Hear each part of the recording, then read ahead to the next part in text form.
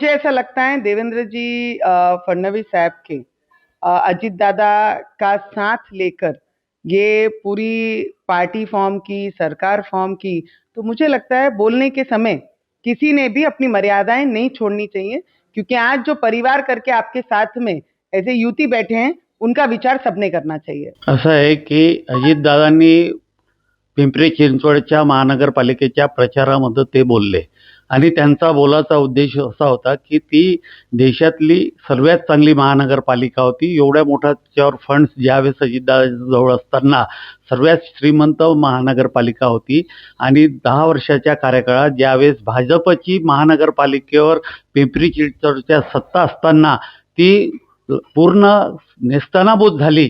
हा उद्देश त्यांचा बीजेपीवर म्हणजे त्या तिथल्या लोकल लोकांनी जे काही तिथं काम केलं त्यावर त्यांचा रोख होता, परंतु त्याच्यातून भाजप म्हटल्यामुळं पूर्ण राज्यात त्याच्या प्रतिक्रिया उमटल्या आणि त्यानंतर प्रदेशाध्यक्ष असो किंवा अजून जे काही भारतीय जनता पार्टीचे आहेत त्यांनी त्याच्यावर आपल्या प्रतिक्रिया दिलेल्या आहे। पण ज्यांची लायकी नाही अशा त्या माजी खासदार नवनीत राणा अजितदादावर आरोप करून आल्या।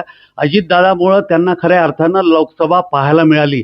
अजितदादा नसते तर त्यांना लोकसभा सुद्धा पाहायला मिळाली नसती।